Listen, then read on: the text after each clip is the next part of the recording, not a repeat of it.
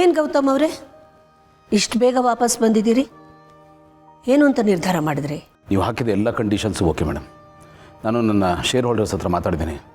ನನ್ನ ಕಂಪ್ನಿನ ಸೇಲ್ ಮಾಡಬೇಕು ಅಂತ ತೀರ್ಮಾನ ಮಾಡಿದ್ದೀನಿ. ಏನು, ಕಂಪನಿ ಸೇಲ್ ಮಾಡಬೇಕು ಅಂತ ನಿರ್ಧಾರ ಮಾಡಿಬಿಟ್ಟಿದ್ದೀರಾ? ಅಲ್ಲ, ನಿನ್ನೆ ಮಾತಾಡಿದಾಗ ಸೇಲ್ ಮಾಡೋದೇ ಇಲ್ಲ ಅನ್ನೋ ಥರ ವಾಪಸ್ ಹೊರಟೋದ್ರಿ, ಅದಕ್ಕೆ ಕೇಳಿದೆ. ಗೌತಮ್, ನನಗೇನು ಗೊತ್ತೇ ಇಲ್ಲ ಅಂತ ಅಂದ್ಕೊಂಡಿದ್ದೀರಾ?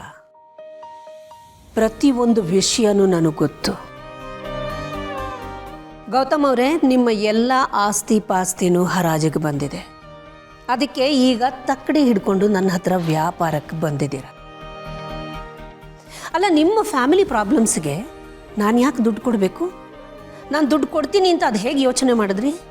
ಅದು ಯಾವ ನಂಬಿಕೆ ಮೇಲೆ ಮತ್ತೆ ಬಂದ್ರಿ? ಕಾರಣ ಇದೆ ಮೇಡಮ್. ಒಂದು ಕುಟುಂಬ ಅಂದ್ರೇನು, ಅಲ್ಲಿ ಏನಾಗುತ್ತೆ, ಅಲ್ಲಿ ಏನಾದರೂ ಹೆಚ್ಚು ಕಡಿಮೆ ಆದರೆ ಅದನ್ನು ಸರಿ ಮಾಡೋದಕ್ಕೆ ನಾವು ಯಾವ ಎಕ್ಸ್ಟ್ರೀಮ್ಗೆ ಹೋಗ್ತೀವಿ ಅನ್ನೋದು ನನಗಿಂತ ಚೆನ್ನಾಗಿ ನಿಮಗೆ ಗೊತ್ತು. ಹಾಗಾಗಿ ನಾನು ಇಡೀ ಕಂಪ್ನಿನ ಮಾರಬೇಕು ಅಂತ ತೀರ್ಮಾನ ಮಾಡಿದ್ದೀನಿ. ನನಗೆ ಆಸ್ತಿ ಮುಖ್ಯ ಅಲ್ಲ ಮೇಡಮ್. ನನ್ನ ಮನೇನ, ನಮ್ಮ ತಂದೆ ಕಟ್ಟಿದ ಮೂಲ ಕಂಪ್ನಿನ ನಾನು ಉಳಿಸ್ಕೋಬೇಕು. ಅದಕ್ಕೆ ನನಗೆ ದುಡ್ಡು ಬೇಕು. ಈಗ ನನ್ನ ಕಂಪ್ನಿಗಿರೋ ಪಾಪ್ಯುಲಾರಿಟಿ ನೋಡಿದ್ರೆ ಇನ್ನೊಂದು 2-3 ತಿಂಗಳಲ್ಲಿ ನೀವೇ IPO ರಿಲೀಸ್ ಮಾಡ್ಬೋದು. ಆಗ ನನ್ನ ಕಂಪನಿ ಬೇರೆ ಲೆವೆಲ್ಗೆ ಹೋಗುತ್ತೆ. ಅದರ ಗ್ರೋತ್ ನನ್ನ ಕಣ್ಣು ಮುಂದೆನೇ ಕಾಣಿಸ್ತಾ ಇದೆ ಮೇಡಮ್. ಅದು ಯಾವ ಮಟ್ಟಿಗೆ ಬೇಕಾದರೂ ಹೋಗ್ಬೋದು. Skies the limit. ಆದರೆ ನಾನು ಈ ಕಂಪ್ನಿನ ಪ್ಯೂರ್ಲಿ ಬಿಸ್ನೆಸ್ ಮೈಂಡ್ ಸೆಟ್ ಇರೋರು ಮಾರಿದ್ರೆ ಜನಗಳಿಗೆ ಮೋಸ ಮಾಡಿದಾಗುತ್ತೆ, ಅವ್ರ ಪ್ರಾಮಿಸ್ನ ಮುರಿದಾಗುತ್ತೆ. ಅದಕ್ಕೆ ನಿಮಗೆ ಸೇಲ್ ಮಾಡಬೇಕು ಅಂತ ಡಿಸೈಡ್ ಮಾಡಿದ್ದೀನಿ. ನೀವು ರೂಪಾಯಿನ ಎಕ್ಸ್ಪೆಕ್ಟ್ ಮಾಡಲ್ಲ, ರೂಪಾಯಿಗೆ ಪೈಸೆನ ಎಕ್ಸ್ಪೆಕ್ಟ್ ಮಾಡ್ತೀರಾ.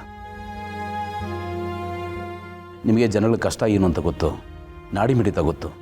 ಹಾಗಾಗಿ ದಯವಿಟ್ಟು ನನ್ನ ಕಂಪ್ನಿನ ತೊಗೊಳ್ಳಿ. It should be in the safe hands. That's my concern. ನಾನು ನನ್ನ ಮನೇನ, ನಮ್ಮ ತಂದೆ ಕಟ್ಟಿದ ಮೂಲ ಕಂಪ್ನಿನ ಉಳಿಸ್ಕೋಬೇಕು. ಅದಕ್ಕೆ ನಿಮ್ಮ ಸಹಾಯ ಬೇಕು. ನಾನು ಸೇಲ್ ಮಾಡ್ತಾ ಇರೋ ಕಂಪ್ನಿಯ ಪೇಯಬಲ್ ಇದೆಯಲ್ಲ, ಅದಕ್ಕಿಂತ ಜಾಸ್ತಿ ಇನ್ಕಮ್ ನಿಮ್ಗೆ ಬರುತ್ತೆ. ವಿತ್ ಕನ್ವಿಕ್ಷನ್ ನಾನು ಗ್ಯಾರಂಟಿ ಕೊಡ್ತಾ ಇದ್ದೀನಿ. ಅಲ್ಲ ಗೌತಮ್ ಅವರೇ, ನನಗೆ ಒಂದು ವಿಷಯ ಅರ್ಥ ಆಗ್ತಿಲ್ಲ. ಆ ಮನೆನ ಉಳಿಸ್ಕೊಳ್ಳೋದಕ್ಕೋಸ್ಕರ ಕಂಪನಿನ ಮಾರಾಟ ಮಾಡ್ತೀರಾ? ಅಂಥ ಮನೆಗಳನ್ನು ಎಷ್ಟು ಬೇಕಾದರೂ ಕಟ್ಟಿಸ್ಬೋದಲ್ವಾ? ಅದನ್ನು ಉಳಿಸ್ಕೊಳ್ಳೋ ಬದಲು ಕಂಪನಿನ ಬೆಳೆಸ್ಬೋದಲ್ವಾ? ನಿಜ ಮೇಡಮ್, ನೀವು ಹೇಳಿದ್ದು. ದೇವ್ರು ಕೊಟ್ಟರೆ ಆ ಥರದ್ದು ಎಷ್ಟೋ ಮನೆಗಳನ್ನ ಕಟ್ಬೋದು. ಬಟ್ ಅಲ್ಲೊಂದು ವಿಷಯ ಇದೆ. ಅಲ್ಲಿ ನಮ್ಮ ತಂದೆ ಸಮಾಧಿ ಇದೆ. ನಮ್ಮ ತಂದೆ ಯಾವಾಗಲೂ ನನ್ನ ಜೊತೆ ಇರಬೇಕು ಅನ್ನೋ ಕಾರಣಕ್ಕೆ ನಾನು ಮನೇನ ಅದೇ ಜಾಗದಲ್ಲಿ ಕಟ್ಟಿಸ್ದೆ. ತುಂಬ ಜನ ಹೇಳಿದ್ರು ಸಮಾಧಿ ಇರೋ ಜಾಗದಲ್ಲಿ ಮನೆ ಕಟ್ಟಬಾರ್ದು ಅಂತ. ನನ್ನ ಪಾಲ್ಗದು ಸಮಾಧಿ ಅಲ್ಲ ಮೇಡಮ್, ನಮ್ಮ ತಂದೆ ಮಲಗಿರೋ ಜಾಗ ಅನ್ನೋದು ನನ್ನ ಭಾವನೆ. ಹಾಗಾಗಿ ಮನೆ ನನಗೆ ಎಲ್ಲದಕ್ಕಿಂತ ದೊಡ್ಡದು, ಎಲ್ಲದಕ್ಕೂ ಮೀರಿತ್ತು. ಆ ವಿಷಯದಲ್ಲಿ ನಾನು ಸ್ವಲ್ಪ ಸೆಂಟಿಮೆಂಟ್. ನಾನಿಲ್ಲಿ ಒಬ್ಬ ಬಿಸ್ನೆಸ್ ಮ್ಯಾನಾಗಿ ಬಂದಿಲ್ಲ, ಮನೆ ಮಗನಾಗಿ ಬಂದಿದ್ದೀನಿ. ಮನೇನ, ಮನೆತನದ ಗೌರವನ ಉಳಿಸ್ಕೊಳ್ಳೋದಕ್ಕೆ ಹೋರಾಡ್ತಾ ಇದ್ದೀನಿ. ನಾನು ಹೇಳ್ತಾ ಇರೋದು ನಿಮಗೆ ಅರ್ಥ ಆಗಿದೆ ಅಂತ ಅನ್ಕೋತೀನಿ. ದಯವಿಟ್ಟು ಸಹಾಯ ಮಾಡಿ.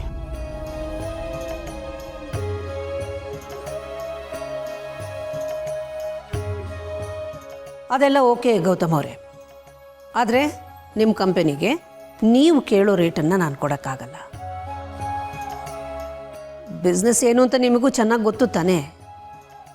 ತಾನಾಗೇ ಬಂದಾಗ ಬೆಲೆ ಕಡಿಮೆ ಇರುತ್ತೆ, ನಾವು ಕೇಳಿದಾಗ ಬೆಲೆ ಜಾಸ್ತಿ ಇರುತ್ತೆ. That is business, isn't it?